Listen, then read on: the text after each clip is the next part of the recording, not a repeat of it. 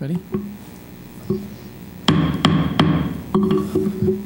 Good evening. This is the special Ogden City Council meeting for March 12th, 2013. Let the roll call reflect that all council members are present with the exception of Council Member Van Hoosier, who is asked to be excused.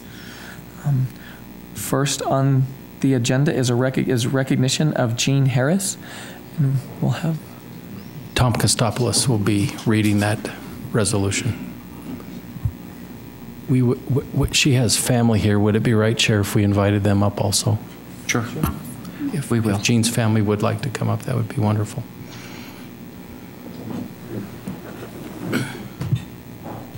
You have to stand by Tom, though. Yeah, that's the unfortunate part.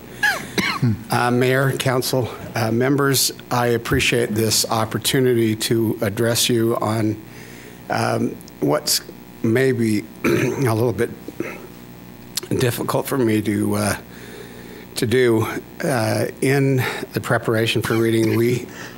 Gene left our employ about a year ago. I think it's been almost, and we've replaced the position, but we will never replace the person. And that is kind of the reason that I wanted to make sure that we remembered her, and that very often, unfortunately, that people that work with us in the city, when they leave, they sometimes kind of disappear into the work that they've done. Gene did an amazing amount for the city that I don't think has been fully recognized in the creation of the Business Information Center and much of our loan procedures and things that we have done to help build the community in the small business area and in housing. And so with that particular introduction, I would like to read this into the record, and then we'll take her from there. Whereas in 2002, Gene was hired by Ogden City to manage the Business Information Center, which we call the BIC. Her extensive knowledge of loan servicing, banking, and mortgages allowed her to pave the way for many of Ogden's aspiring businesses to succeed. She created the processes and standards for the BIC that allowed it to evolve into an effective business lender. And whereas Gene coordinated services between the BIC and the Service Corps of Retired Executives, which is called SCORE, to form a successful partnership with Ogden City. She also formed partnership with Weber State University Small Business Development Center, which to help provide information to business owners in streamlined approach. And whereas the efforts that Gene provided were not only recognized in our community, but at a national level as well. Under Gene's management, the BIC received the U.S. Small Business Administration's Best Innovation Business Award in 2005. Representing the BIC, she helped co-author the first contracts in the nation for the underwriting and participation of loans with Transportation Alliance Bank. She became the only employee of a city in the nation to receive a seller service license with Fannie Mae to sell and service home mortgages. And whereas Gene's accomplishments have been noteworthy in her profession and personal aspirations, she was able to raise her 4 daughters while working full-time and advancing in her career. Her family has been one of her greatest assets, and she has enjoyed spending her time with her 9 grandchildren and her 4 great-grandchildren. And over the past several years, Gene counseled numerous business owners and entrepreneurs to ensure proper financial planning to help ward off future problems with their businesses. In her work, she showed a tremendous ability to find solutions and solve problems that could determine the success or failure of a business. Many businesses in our community have succeeded because of her substantial efforts. Now, therefore, be resolved that the Ogden City Council and Mayor Michael P. Caldwell hereby recognize Gene Harris for her outstanding contribution to the Ogden community. Gene's hard work and dedication have shaped the BIC into a vital resource that will be an asset in our community for many years to come. We are generally grateful, we are genuinely grateful for the extensive service that she has provided for the benefit of our community. Thank you. Thank you, Tom. And with that, we'll make a motion to adopt this joint resolution. I'll second. 2013-4. I'll second it. We have a motion from Vice Chair Garner to adopt Joint Resolution 2013-4, and a second from Councilmember Wicks. This is a voice vote. All in favor? Aye. That passes. Now, Thank you. we'll have Jean's daughter come up. Thank you very much. I'm going to shake everyone's hand, and we'd love to get a picture with you.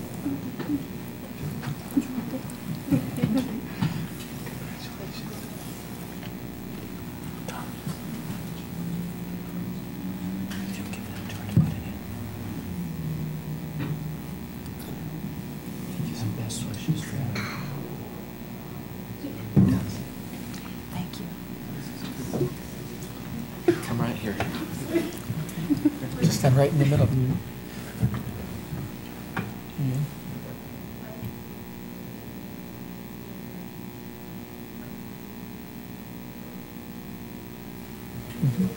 you want to say it?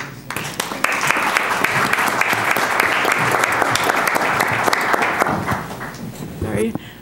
I don't know how to, I'm not very good at this, but I know that Mom is very honored to receive this. And I know she would have many other people to thank if she could speak or write, but I know she wants to thank the mayor and the city council and everybody who she worked with at BIC and business development, the ORC.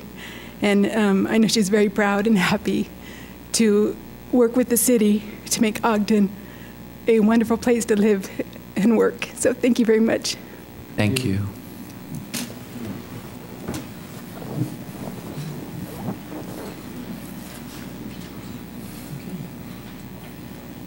Next on the agenda is approval of minutes. First are the minutes of the special meeting of June 12, 2012, and the work session of July 10th, 2012. Councilmember Heyer. Yes, Chair Blair, I have reviewed those minutes and found them to be accurate. And the special meeting of July 10th, 2012, and the regular meeting of June 26, 2012. Councilmember Wicks. Thank you, Chair Blair. I have reviewed those minutes and found them to be correct. And the special meeting of July 31st, 2012, the work session of August 21st, 2012, and the closed executive session of August 28th, 2012. Councilmember Stevens. Yes, Mr. Chair, I've reviewed those and they are correct, and I make a motion that we approve all the minutes that has been presented. I'll second. We have a motion from Councilmember Stevens to approve the minutes and a second from Councilmember Heyer. This is a voice vote. All in favor? Aye. That passes. Next up is common consent. Chair Blair, I would make a motion that we adopt the common consent item, which is the fees associated with demolition by neglect, and it would be setting the public hearing for that for April 2nd, 2013. I'll second that. We have a motion from Councilmember Wicks and a second from Vice Chair Garner to adopt the items under common consent and set the public hearing for April 2nd, 2013. This is a voice vote. All in favor? Aye. Any opposed? That passes. Next up are reports from the Planning Commission with the amendments to the lodge and social hall definitions. Mr. Montgomery will be presenting. Mr. Chair, members of the council, last November you had asked the Planning Commission to review and come up with definitions regarding lodges and social halls. You had reviewed a petition at that time and requesting some amendments to the ordinance, and that petition had been denied, and then you forwarded on to the Planning Commission this request of definitions, since a lodge and social hall, neither one were defined by ordinance of what they really entailed. And so since that point, we've been looking at your request, and the Planning Commission reviewed this item and has made a recommendation to you. So let me give you a little background of what they looked at and some history regarding those definitions. The word lodge and at that time social club first appeared in 1951 in the zoning ordinance. Again, no definition was there. And in 72, that definition, wording changed from lodge and social club to lodge and social hall. Again, no explanations of why the change in wording, but or definitions of what that was. But we've had that in our ordinance ever since. So as you asked us to come up with the definitions, we first started to look at what is the common usage of those terms, and in other ordinances that we could try to research how are they being used. Lodge was pretty easy. Both dictionary definitions and different zoning ordinances throughout that we researched define a lodge as basically being something that's connected with a benevolent society, that it serves as their meeting place, and then the functions, whatever is involved with that organization, take place in that building.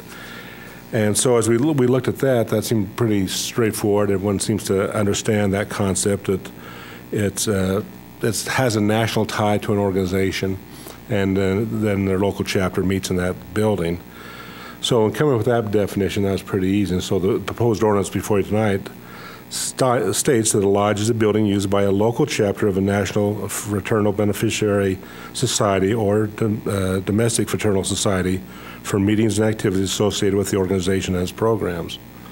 It is then has to have a national root to it and be a local chapter.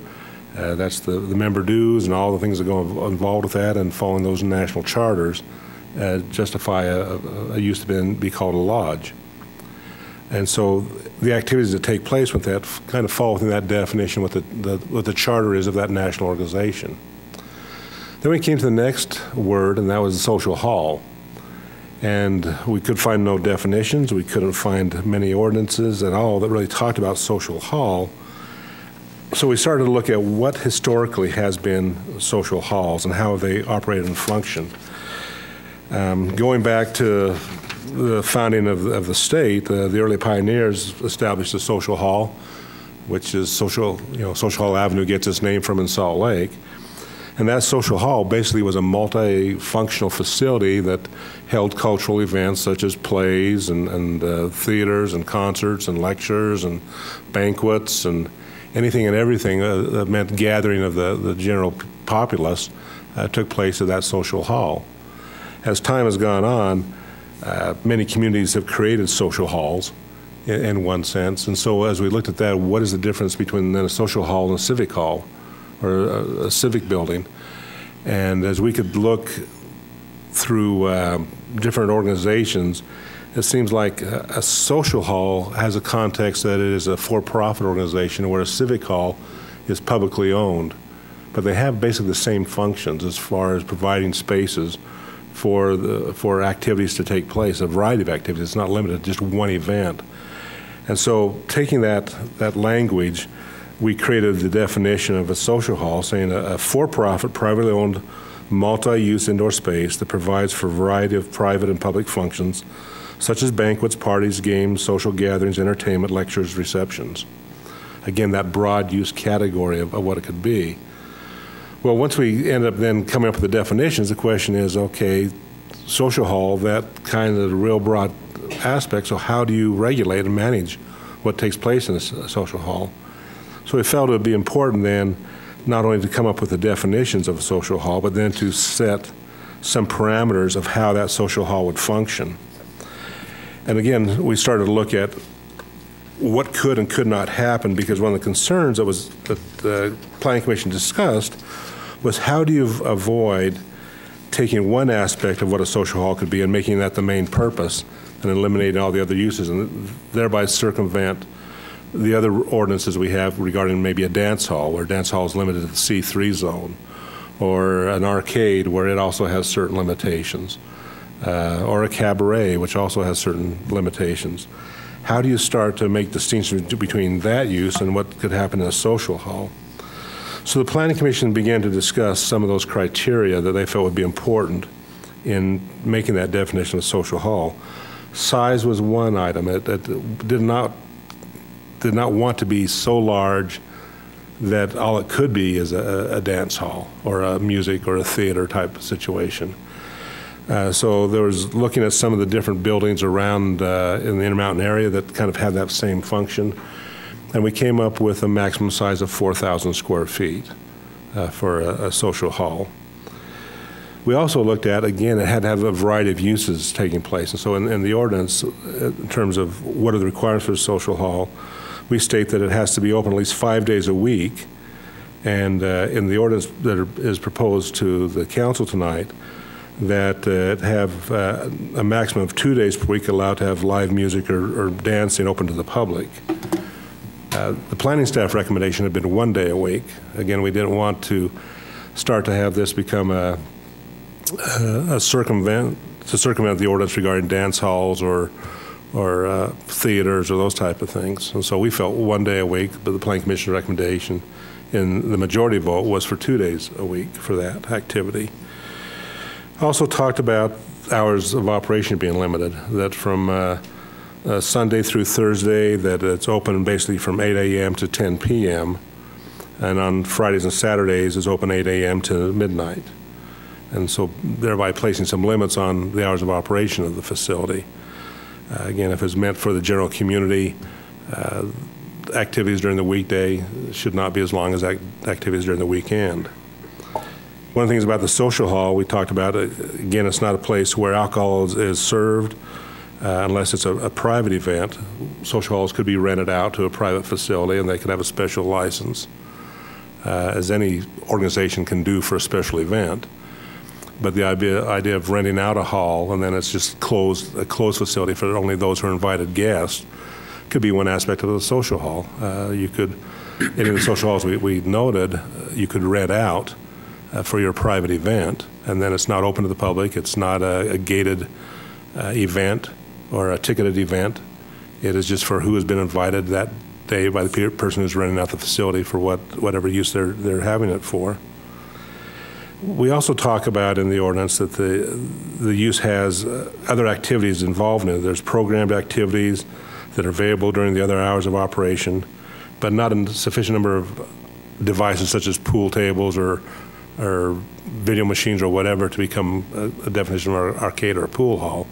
Again, trying to make sure it doesn't circumvent other regulations that exist already. And then the sixth item that was mentioned was that it can have private functions, but those private functions are non-ticketed events. If someone rents out a hall for their group, they're renting out a hall for the group and that's it. There's no ticket sales, there's nothing involved with that. Whoever rents out the hall rents it out and there's no sales taking place. So as we presented that and discussed that in the Planning Commission, there was some discussion back and forth about the ability to regulate some of these standards. How would that be enforced, since a lot of things may be taking place at nighttime, and discussion about, there are some limitations in terms of enforcement, because it'll be more of a complaint basis because we don't have people functioning in terms of zoning complaints during the nighttime. So it'd have to be a reactive type situation. There was also discussion about the 1 day versus 2 days a week for the live entertainment. A couple of the commissioners felt that the standards should be left at 1 because they felt it was opening up other opportunities that go beyond what they felt a social hall would be. Other commissioners, though, felt, and the majority felt, that 2 would seem to be a reasonable amount for live entertainment activities at that location where the social hall may be. So the recommendation from the Planning Commission to you was to have the 2 days per week as a maximum of live entertainment. The other items that I mentioned that was discussed, the Planning Commission felt comfortable with, and have recommended that they be included in the ordinance to help define not only the strict definition, but then how do you use the term social hall in the zoning ordinance. I know in the work session we talked about the Planning Commission's recommendation was to allow this in the C1, C2, and C3 zones.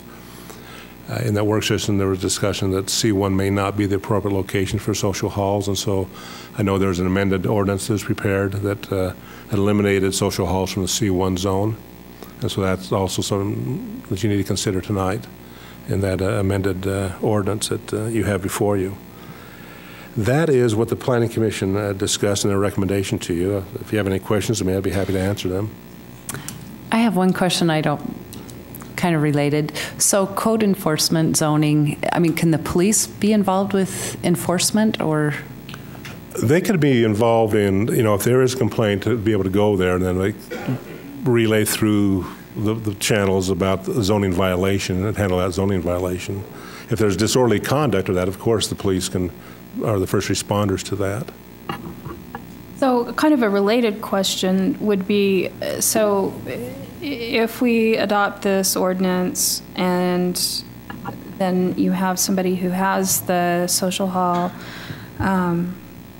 license, is there any sort of process to revoke that if they abuse it, if they are going above the allotted number of live music events per week? Actually, there is. There is a provision to revoke the business license. It would go through a process of noting the violations, having a hearing, and then after the hearing, consider the action to take place to revoke the business license. How many violations would there have to be to do that? I'm just wondering how big of a problem it could be before it would be taken care of. I really don't know that answer of what would step it to a point to then look at the revocation of the business license. I don't know that we've ever put a number on that. I don't know if Mr. Williams has been following this conversation or not, but it would be nice to have some input on him on how many violations would take before we'd want to revoke a license for not following what their business license was for. No magic number. We would have a hearing and put together the evidence, and a hearing officer would make that decision. But I can't prejudge what that would be. I think our tolerance will be low, because I think we realize it's a neighborhood, and we've got concerns of a neighborhood that we need to be worried about. So I think we would be encouraging anyone who got a business license in this area to be following what their license allows them to do. Mr. Montgomery, along with what Mr. Johnson just said, and with Councilmember Gochner's, the police still could enforce any issues that may occur with noise ordinance. Correct. Part of this recommendation is nothing after 10 p.m. on weekdays, and nothing after midnight on the weekend. So if any of these events were occurring after that time and there was noise or disorderly conduct or anything like that, then we would address it for that type of yeah, we would issue. do two things. One is the police acting on it at that time, and then noting that then it's a violation of the business license also, and using that as evidence for the business license revocation. Because we do have citizens that are, who have contacted us right across the street that are saying, please be careful with the noise and other issues that may occur. I have a couple of questions with regards to the policies. How, police generally enforce other law other than zoning law. How do they decide how to do that? They're not experts in zoning law. How do they do that? Well, I think the police are versed on kind of what is allowable in certain types of businesses. And they also are versed well to be able to notify us if there's a fire issue. If we have too many people in a building, they know that they need to notify the fire marshal that he needs to come over. I think that we would be able to identify if they were not following their business license. The police and code enforcement and business licensing and the fire, they all meet together in a weekly meeting where they would share that information. We have another business that's similar in the downtown area, and that's talked about quite often with the events that are happening at that establishment. That kind of brings up another part of that question is kind of begs the question, when does it trigger that we start having a rotating shift with our code enforcement so that they are on duty other than 8 to 5, Monday through Friday? That's a really good question. I don't know the answer, but I know that there has been sometimes code enforcement has kind of taken the night shift when they knew there was a problem, and maybe they watch the businesses that are governed by a particular ordinance for a little while to. Yeah, my hope is that we don't have that kind of scenario. If someone agrees to, when they get a business license, that they stay within that agreement, that would be our hope. Sure. I'd add, too, that state code identifies exactly a lot of the things we can go and enforce as a police department and not. And so most of what we've looked into over a lot of these different cases and scenarios have been driven by and directed by state code. Two of the commissioners had questions about enforcement. Is that correct? Correct. And were they very strong in this, in their comments, or? Well, strong enough to vote no to the proposal, yes. And the regulations that we've established in the ordinance, would they be regulations that could be administered to the public, or are they kind of a iffy situation that would? Well, I think they're pretty clear in terms of defining what is expected. The number of live entertainment, the hours of operation. So I think those are pretty specific. I don't think you can argue those. That what does that really mean? It's just more than trying to enforce that. If someone says, well, I've got this event I want to do 3 times this week, and knowing full well that they're going against what the requirement is for their license. So they could have an activity on 2 nights and then have a private activity another night of the week, is that correct? Right, a private function, again, the idea of the social hall is you could rent it out to somebody, and that means then it is a limited event, and it's not a ticketed event. It's not something that you charge at the door, because whoever ran the hall is renting it out for his guests and for whatever their private activity is. So it's not open to the public, it's not anyone who can come can be there, and it's not something you charge admission for. That's one of the things we wanted to make clear is to avoid that situation where someone says, well, I'll make it a private event, but then I'm going to charge tickets. I think to try to circumvent that provision. And it wouldn't be something you could advertise for right. anything like that. It would have to be a private event for guests. A private party. But it would be another event during that week, is that correct? Correct. Okay. Mm-hmm. I think the Planning Commission should be congratulated in that they have spelled out the difference between a lodge and a social hall aspect, which we asked them to do, and I thought they did that very well, and set up some parameters by which we could take a look at that, and I think that's commendable to our Planning Commission for addressing those issues in that aspect there. Are there decibel levels or decibel limitations in the C2 and C3 zones? It would be governed by the noise ordinance. By the noise ordinance, okay. One more question. Midnight seems reasonable for a central business district zone. Did you have any discussion about other options? Zones that can be adjacent to? Yeah.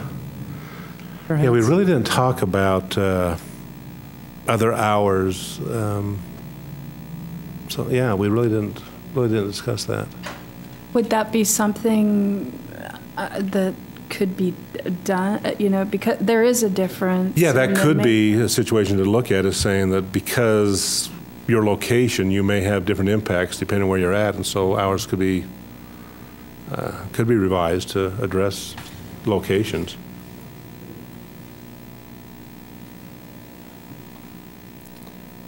And I guess in response to that also is just the fact that, as the Planning Commission has recommended to you something that you've asked for, any of those changes are things you could consider, and ask us to go back and look at revising the ordinances proposed. So it sounds like if we did that, we'd be doing it on a case-by-case basis then. Is that correct in that aspect? That might be one approach you take with it, is to determine as a conditional use process of hours of operation or something like that, or... I was thinking that this might be better to be a conditional use than a permitted use, just because it's a little easier to pull it out if there's a chronic offender. It doesn't have to go through as much... That's another process that we added to that, yeah. But currently you've got it you've recommended listing it as a permitted use, is that right? Yeah, because that's how it is listed now. Yeah.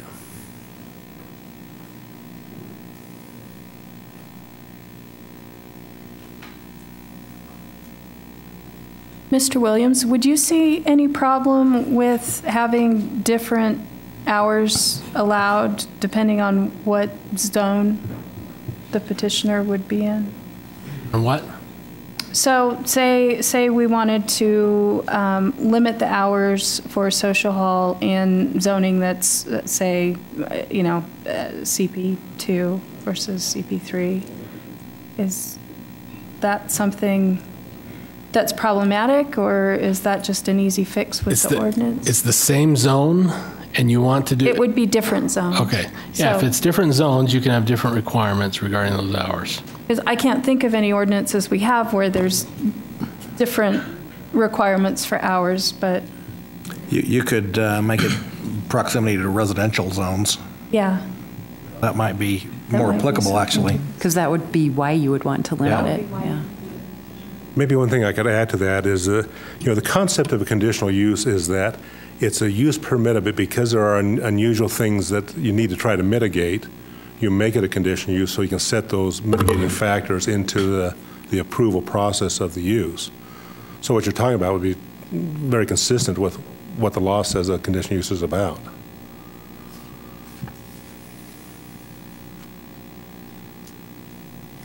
I like the conditional use aspect of that a lot better than just permitted. It would be a lot easier to enforce, It I would. think. Okay, should we receive public input? Okay, now we'll receive public input.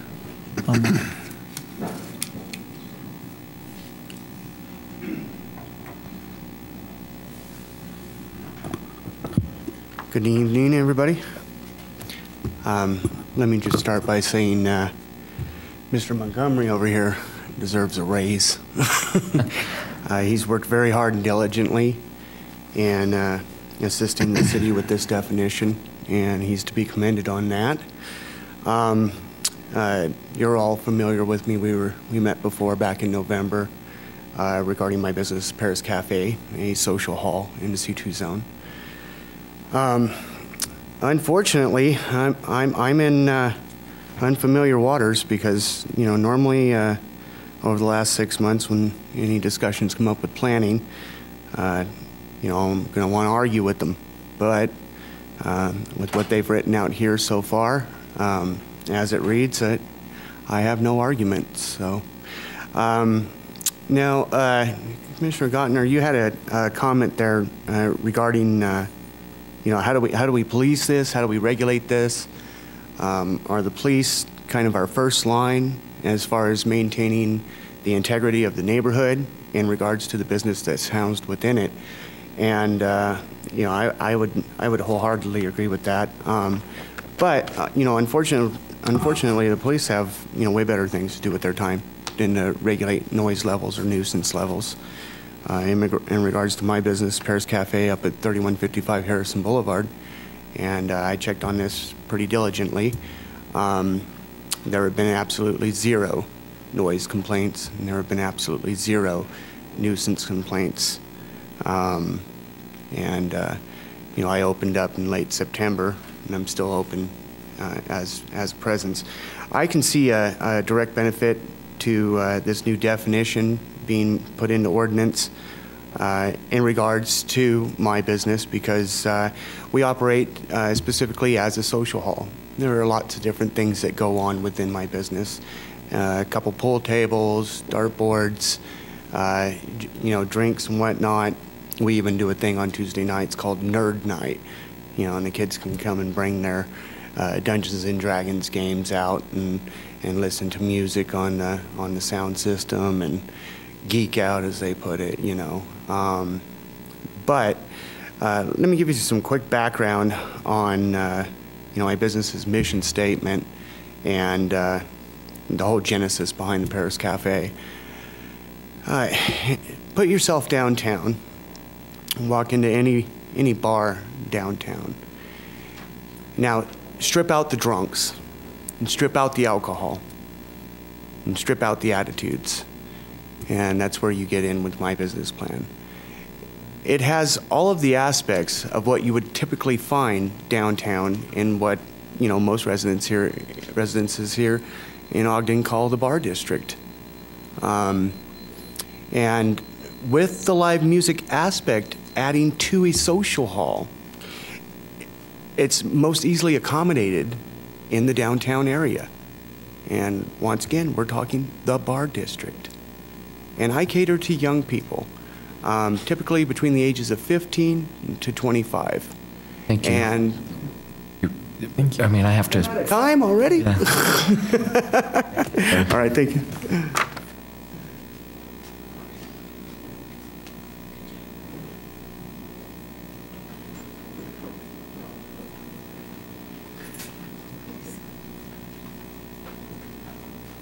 Hi, how you guys doing?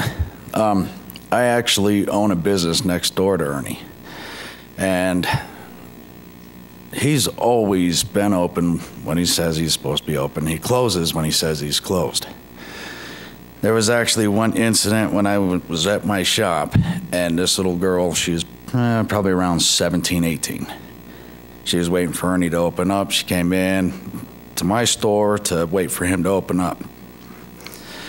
Well, this little girl was talking about the problems that she was having. She was actually suicidal. She found Ernie's place, and it opened up her mind and her eyes. She's no longer suicidal. She's a very happy girl.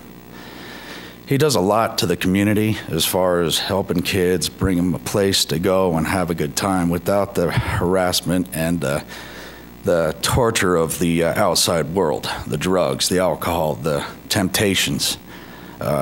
Ernie's business is structured around happiness, joyful. You know, there is nothing bad about what Ernie is doing. I have no complaints at all from my store for any of the noise, and I'm next door. So he plays his music, I don't hear it. My customers come into my store, there's no complaints at all. Not from my customers, not from me.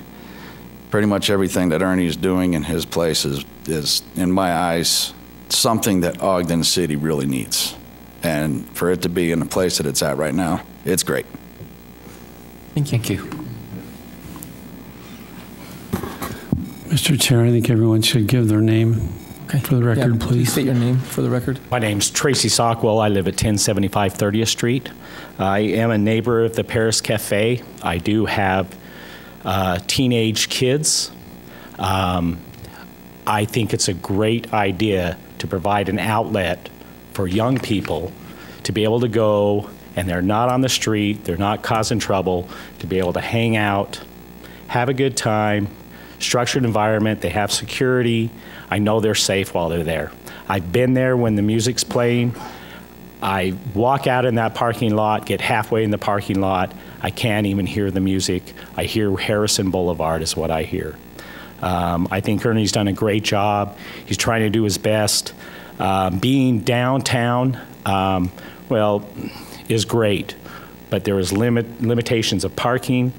There is limitations as far as how much he had to pay for rent. I'm happy to see that Harrison Plaza having some businesses in it. It has been empty for too long, dilapidated. It's been repainted. It looks nice. I don't mind driving past there and think it was that it's an eyesore. It's nice to see some businesses in there. I used to work there in the 70s at Smith's Food King, and I'm just glad that the building's still there and it's being utilized.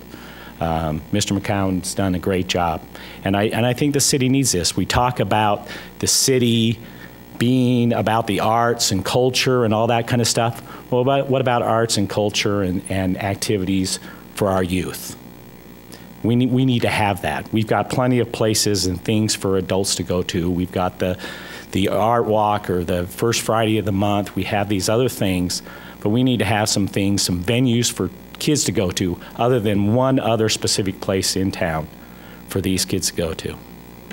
Thank you.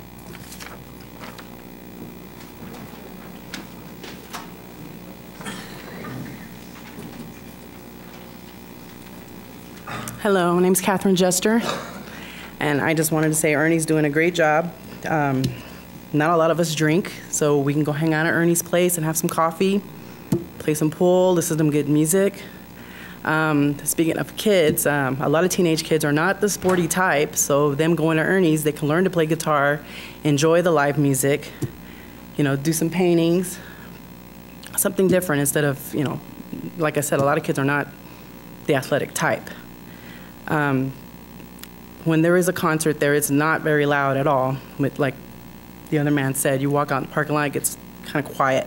You hear the martial arts kids making all the noise, you know, kicking, whatever they're doing. So that's all I have to say. Thank you.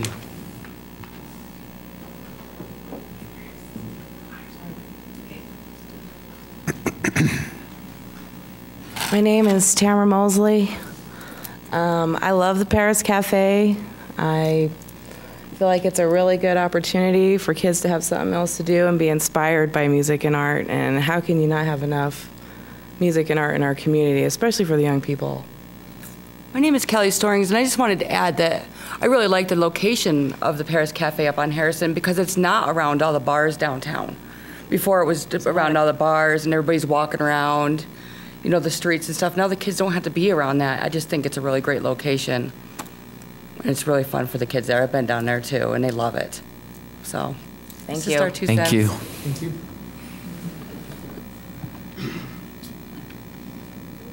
My name's Trent Adam. I just wanted to say that when I was a kid, I always wanted a place like that to go, and I mean, it just never really existed. And I think what he's built is actually a really cool, positive environment. I mean, it draws people in from other cities, because I live in Kaysville, but I'll drive there to see my friends play, you know, and it's just to be able to go up and play a song you wrote, I think is really good for people.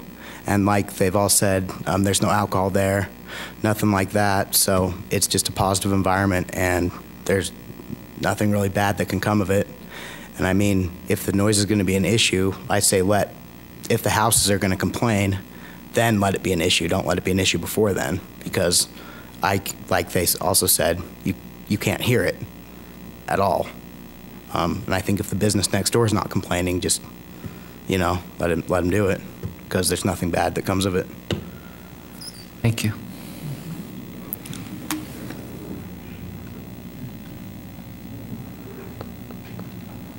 Hi, my name is Chris Jester.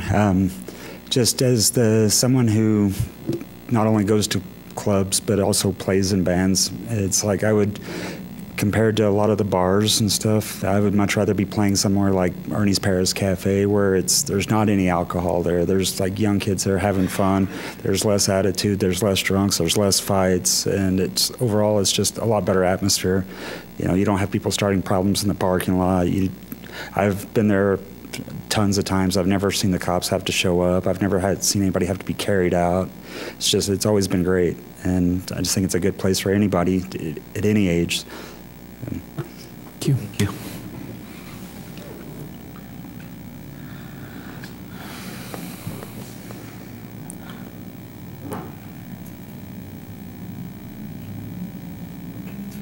Hello, my name's Courtney White. I'm from Ward 2, Richard. And I just wanted to talk on this. I actually walked into this and I didn't quite know what the issue was when I first walked in. And kind of, I talked to the guy next to me, the first gentleman to talk, and kind of got an idea of what the issue was. And then I couldn't really say that it was an issue. I don't understand why this is a problem. So you've got a place that's up in, a pretty good, neighborhood. It's close to some houses, but I mean, it's not right next to the houses. And essentially, this just seems to me like a private after-school program. I mean, is it the opinion of this council that only the government can do after-school programs? I mean, that's what it seems like to me. And I've grown up in Ogden, and I know the Ogden music scene, and it is very want for venues, because it seems like every time a venue pops up, it just disappears, 6 months later. And I think it's a very positive thing for a lot of these children to have a place where they can go and they can play music, they can do stuff like that. And I think that from listening to the way they want to do the zoning, it seems pretty arbitrary. So, I mean, there's ways you can soundproof, there's ways you can do things like that. And again, I agree with the other people where they say that maybe the best option is to wait until there's a complaint before you act upon something like this. And yeah, I mean, I just really don't see it as an issue. So, all right, thank you. Thank you.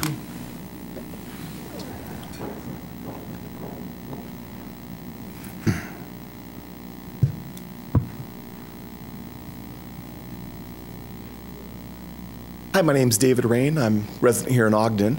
A little nervous, have never spoken before the council before. Had a couple prepared statements I wanted to ask you guys. You know, seldom during these meetings do we have the opportunity to hear city officials speak of principles. We can't escape them, everyone has them, whether they know it or not. All of our actions are influenced by the principles we hold. I'd like the council to quickly articulate for those in attendance their understandings of the principle of property rights. Where do they come from? What are the limits of property rights? How can issues regarding property rights best be resolved? I mean, don't we already have plenty of laws on the books protecting others from noise issues? To me, this proposed ordinance just seems unnecessary and unneeded. So, thank you. Thank you.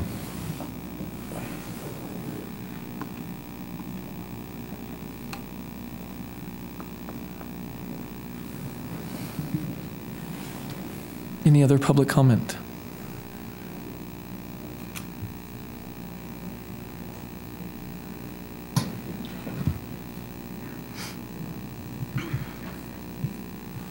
Good evening, Mr. Chair, members of the council. My name is Dan Duell, and I'm here today. I had originally planned on coming and speaking to you. A couple of weeks ago, I had emailed you all a copy of a resolution. I was going to see if I could get to... Real fast.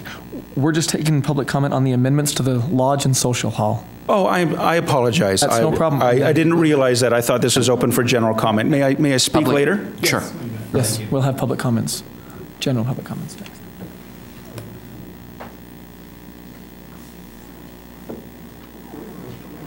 Any others pertaining to the amendments to the lodge and social hall? Okay. Any further discussion? I have things that I need to be explained to me. I think it's well to have in a place that we can exercise our ability to show talent and to have a place for the kids. I think that's very important for us, and the ordinance goes through and looks at some of those things, and the Planning Commission did that. Also to sort out the definition of a lodge and social club, social hall. I think that's very important to us. My issuance, and I need someone to explain that and let me know, is enforcement. I need to really understand that aspect of it, and so if we could address some of those things and just see if that's an issue for other individuals. And I think also when Councilman Heyer brought up, I think conditioning resolution is stronger than the permit. So those are the two elements for discussion. I think it's been really clear that there's a lot of support for this type of a venue, and short of it becoming a nuisance to neighbors, which I think that's where property rights end, is when it starts affecting other people's rights. But I do believe that this is a viable use. I do have concerns about our ability to govern, to make sure that it's not getting out of hand, which there's no indication that it has. So don't get excited about that. But I think we ought to perhaps table this to get the language for, or maybe it wouldn't even require that. It's rather than make it a permitted use, to just make it a conditional use. Is that something that requires more language, or if we were to do that?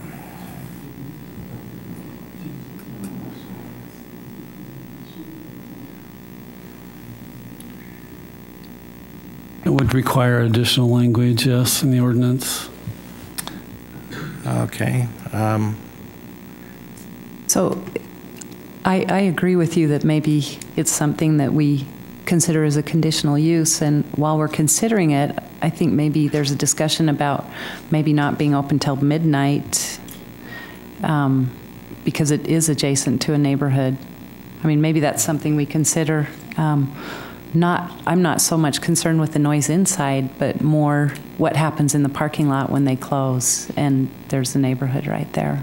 So, and I think it's a great use.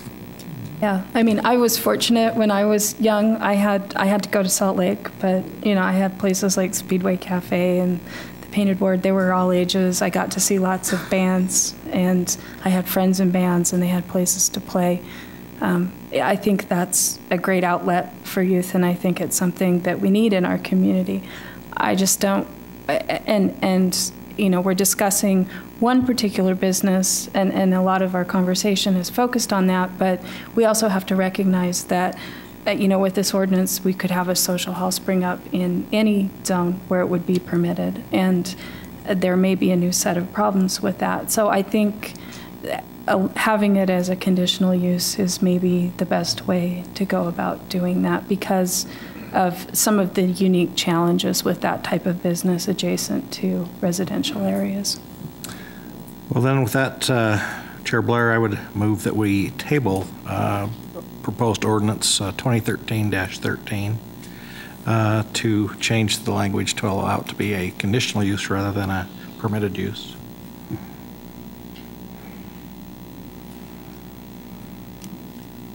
Can we look at the hours along with that? Well, I assume that would kind of go along with that discussion, that hours, proximity to residential zones, things of that nature, that would be part of that discussion. Okay, then I will second it. Okay, we have a motion to table proposed ordinance 2013-13 from Councilmember Heyer and a second from Councilmember Gochner. One question, when would we table it to? Mr. Cook? Cook has some. Chair, you need to table to a date certain. You got a date? spot on the calendar? I have a calendar. I'm not sure. We need to check to see with staff what the timetable would be. Correct, yeah.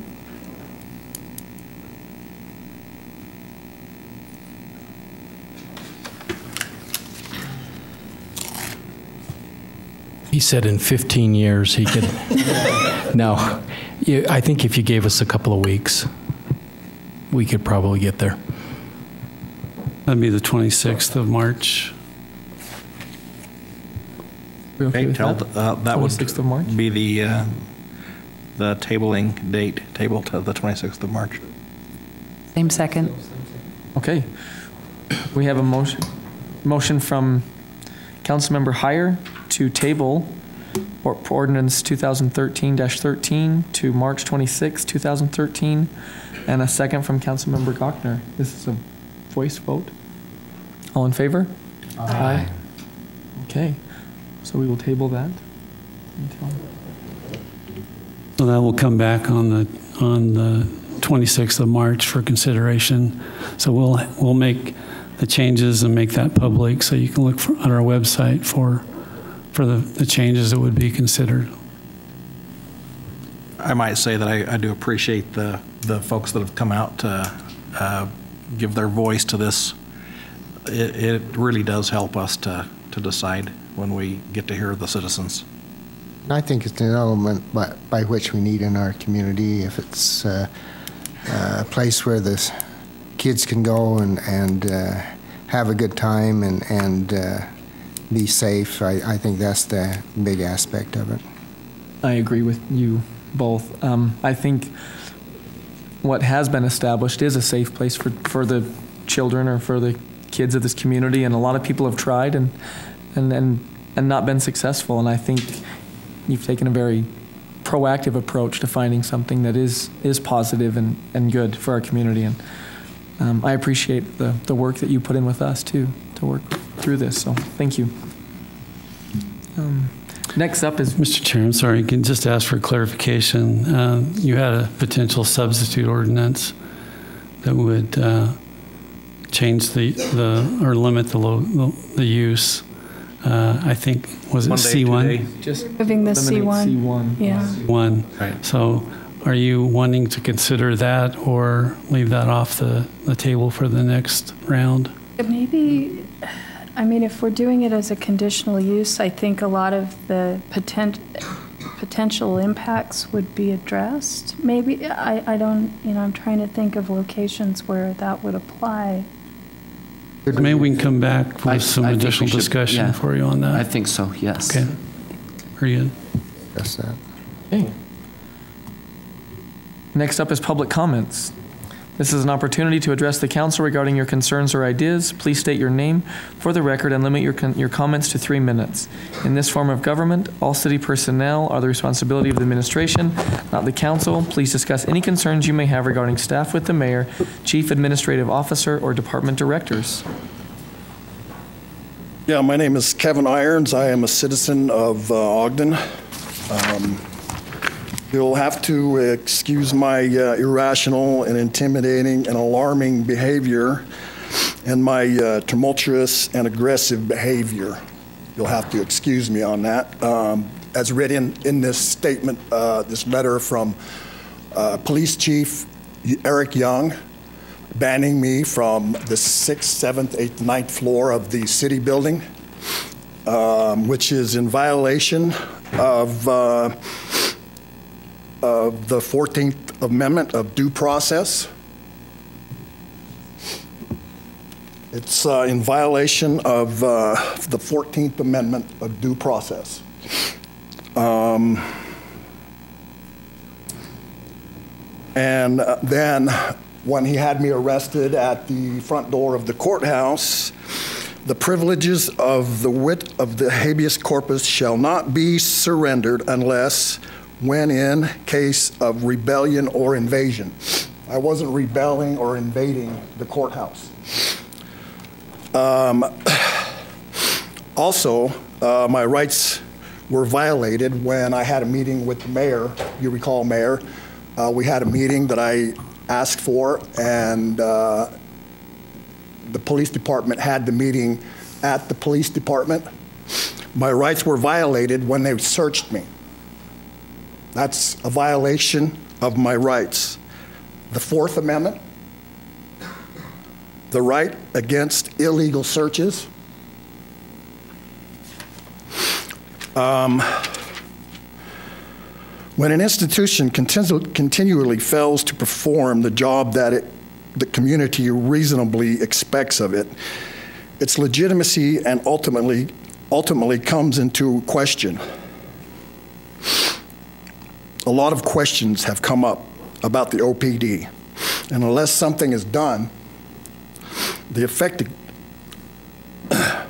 something new and effective has to be done promptly in order for the rule of law to be in Ogden.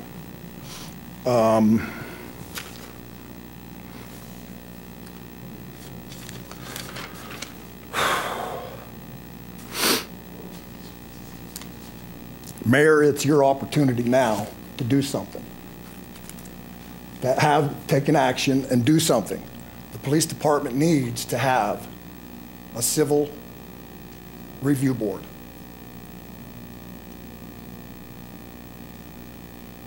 Is that something that can happen? Appreciate your comments. Is that something that could? Thank you, Mr. Irons. Mr. Irons. Thank you, sir.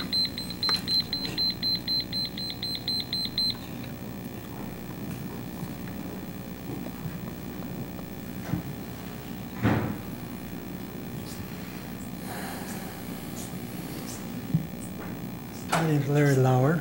I'm at 435 Canyon Road, and I'm understanding that I can comment on whatever I want? Mm-hmm. Okay. For 3 minutes. Number one, you had the Ogden new water lines coming in, mains, that you're doing. In 4 or 5 years, if those water mains leak because of bad pipe, who would you put the blame on? On the construction worker or Ogden City people are going to have to pay the bill for it? You had my water meter taken from my driveway to the side, and they put inferior pipe in my line, so I had to make a water line fix this year, a temporary patch. Now I got to pay for the rest of the whole line all the way to the house, but I got a $300 water bill. Why should I have to pay a $300 water bill for somebody else's mistake? An inferior pipe. Can anybody answer that question? Just go ahead and express your concerns, and we'll try to get someone to. I shouldn't have to pay an amount of water bill because somebody put inferior water lines in my property. And you updated the code from galvanized to copper, but they put galvanized in.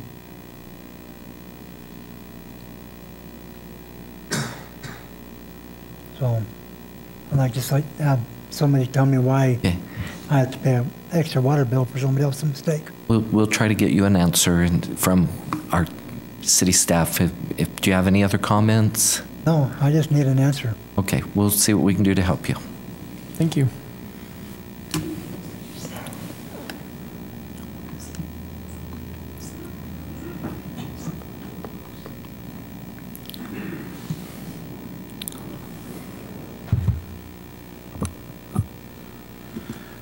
Mr. Chairman, members of the council, Mr. Mayor, my name is Dan Duell. I am in Municipal Ward 2.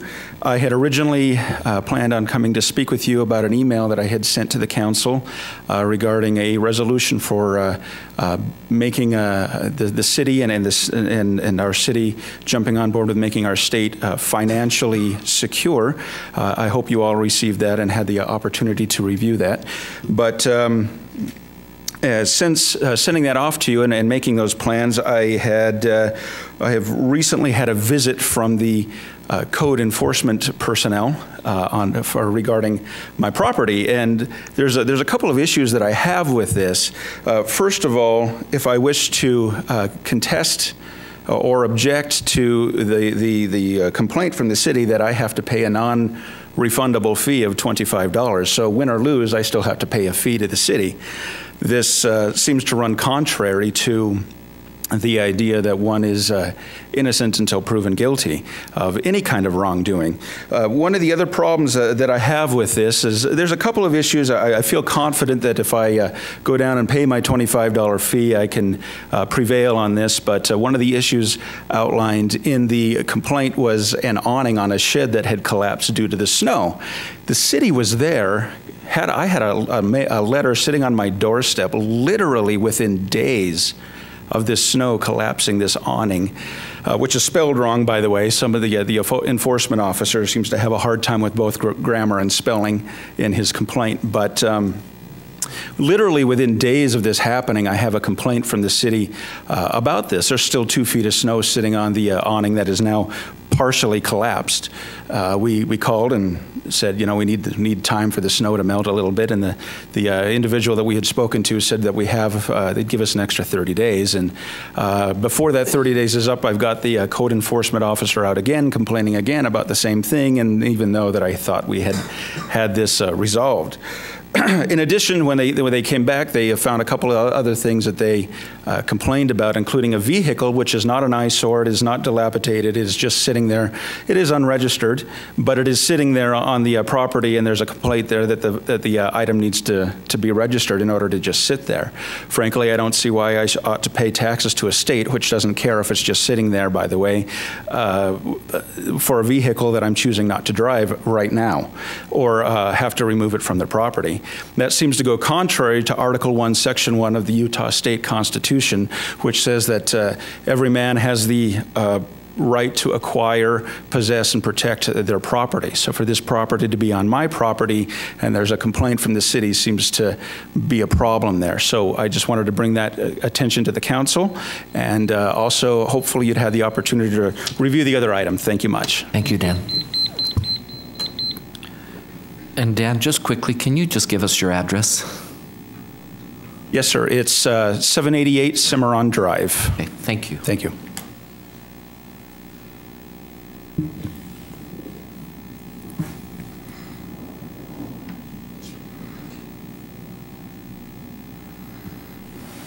My name is Patrick Powers. I live in Salt Lake City. Would you still like my address? Sure. Sure. 3990 South Howick Street.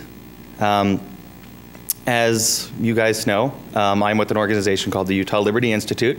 We were here a number of weeks back to discuss an issue that's actually already been brought up, the Ogden Police Department, and some of the actions and maybe mistakes that the Ogden PD has made. We came before, and we're actually very pleased to see the mayor acting so quickly to resolve some of the concerns that we had. However, we didn't feel that those actions went quite far enough, and we're hoping that the council would also look to take action on some of those things, put in some reforms that would go even further to prevent the types of occurrences that we were concerned about. I assume that everyone did get the packets that were brought in last week. What I'd like, I won't take up all of my time probably, but I'd like to get any feedback from the council on those packets. If you've gotten a chance to even just read through the first few pages of them, I would love to hear your thoughts on that. If there's been any discussion on actually moving forward on those things. If there has not been, obviously I will continue to come back with as much support as I need to get some action on that. But I would love to hear any of your thoughts, any of your concerns with any of the information that was presented to you, any of the stuff included in the packet. And then on top of that, I would also like to get you guys to weigh in on what my friend David Rain brought up. Most of what the council appears to do, based on the 3 times that I've been here, the ordinances that you consider generally have something to do, directly or indirectly, with property rights. Property rights is a kind of a hobby of mine, the study of property rights and legal protections of property rights. And so what I really would love to hear from you guys, individually if you'd like, if you feel you can articulate the point well enough on such short notice, is how do you feel about the principle of property rights? What do you feel property rights are? Your broadest definition possible. Where do those rights come from? What's the nature of those rights? To where do they extend? And then also, what do you feel is probably the best way of resolving disputes when it comes to property rights? People have mentioned that there are courts. There is the field of tort law for issues that infringe on the property rights of others. And so it would seem that those types of resolutions are preferable to these broad approaches, these zoning ordinances that would restrict things that have not yet happened. And so just kind of to get your thoughts on that. I did take all of my time look at that. Thank you. Thank you.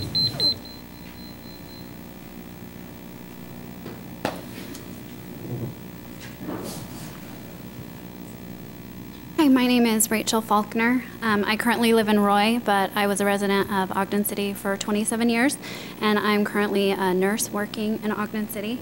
There's been some recent attention to the way that arrest warrants are being handled. Having them be more careful about addresses is not enough. Search warrants need to be addressed also. Even with correct addresses, the violence and tumultuous way the officers enter homes is extremely dangerous. To think that someone is not going to be killed when entering a home that way is, especially in the dark, is very naive.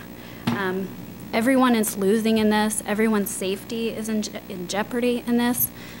I don't blame the officers. I feel like the officers are being used as pawns acting on orders. You know, they're just doing what they're told, but it puts them in unnecessary danger for nonviolent crimes. Citizens and neighborhoods are being terrorized by such violent tactics. Being a nurse, I see firsthand the devastation of patients that have lost family members, family pets. It's got to stop. It has to stop. You know, it's been all over the news. I'm curious what needs to happen that's going to make you guys do something about this. You know, I'm a new mother. God forbid that it will be the death of a child. You know, maybe from a stray bullet shot haphazardly in one of these shootings. I mean, the shooting in Ogden, the fences in the neighbors' yards are riddled with bullets. No one has talked about that. You know, what if there was a child in one of those backyards? It's, you know, more needless injuries and deaths of officers and Ogden citizens are going to happen if nothing is done. And those who do nothing to stop it will also have the blood on their hands. Thank you. Thank you.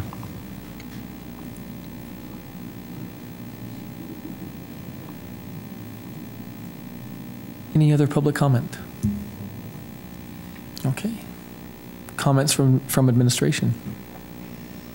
I would, even though the gentleman left, answer that we did refund him the amount of money that he was charged on his water for the leak. We are investigating. The line was put in over 12 years ago, and our people are looking into whether the line's inferior or not, but we did refund the excess that he was charged on the leak.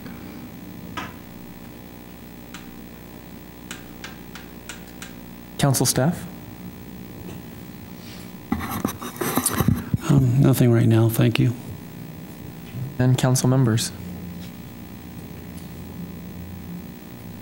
No? Okay. I'll make a motion. Oh, no, I won't.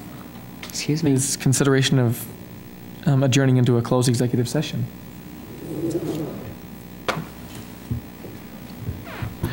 Mr. Montgomery. Mr. Chair, a closed executive session is permissible for the purposes set forth on the agenda. Then now I will make the motion to adjourn into the closed executive session. And I'll second. We have a motion from Councilmember Gochner and a second from Councilmember Heyer to adjourn into a closed executive session. This is a roll call vote. Councilmember Heyer. Aye. Councilmember Stevens. Councilmember Wicks. Councilmember Gochner. Aye. Vice Chair Garner. Aye. Chair Blair. Aye. Okay.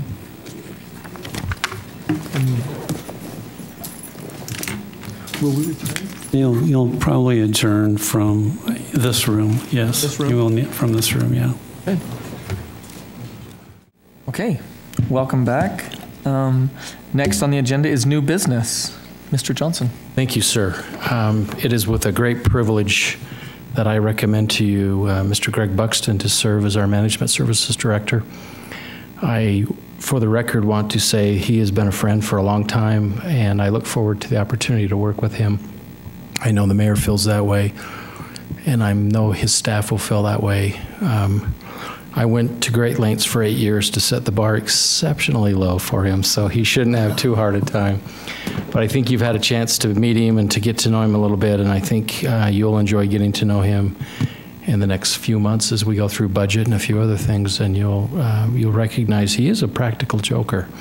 So you might get a little of that. I did notice and was going to call attention to the School of Hard Knocks on his resume, which I liked a lot. But we recommend to you wholeheartedly to give advice and consent to Mr. Buxton as our Management Services Director.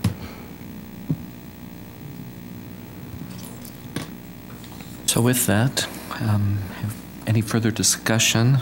I'll just recommend that we appoint Mr. Greg Buxton as the Management Services Director. I second it. Okay, we have a motion from Vice Chair Garner and a second from Councilmember Stevens for the appointment of Mr. Buxton to Management Services Director. This is a roll call vote. Councilmember Stevens. Aye.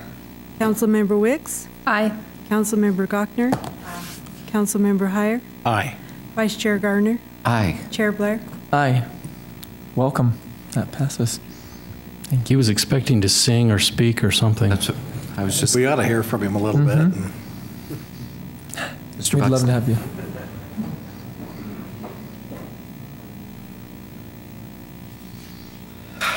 I get put on the spot, but I never get mad, but I always get even. I deem it an honor to come back to Ogden to work, and I will do my best to the things I'm required of and serve the city. I've been here when Mayor Walthius was the mayor, and Mayor Meekum, and Mayor Madsen, and I knew all of those people. Back to Bart. Bart was the bishop of the ward I lived in when I first moved to Ogden, and not very far from Doug Stevens, and played ball with Doug and many other things. I think, didn't you marry the Holly? No, just dated her. Can you omit that from the tape? I'm telling Sandra. Maybe it went back a little too far. So, anyway, this has been such a whirlwind type of thing, but it feels right. It feels right for me to do and be back, and I'm looking to have a little more time in my life, but also be back in the community where I've always loved Ogden and worked hard here as I build in the community. I served as the president of the Home Builders Association here, served on the state board for the builders here, and I remember it was about 1979, no, it was 76, when we fought hard to get the home show put back in Ogden and started having home shows again in Ogden with the Home Builders Association. So I've always enjoyed Ogden and been proud of this community, and I'm happy to be back and have the opportunity to serve in it. Thank you. Thank you. Welcome. With that, I'll make a motion to adjourn. I'll second. We have a motion from Councilmember Gochner and a second from Councilmember Heyer to adjourn. This is a voice vote. All in favor? Aye. That passes.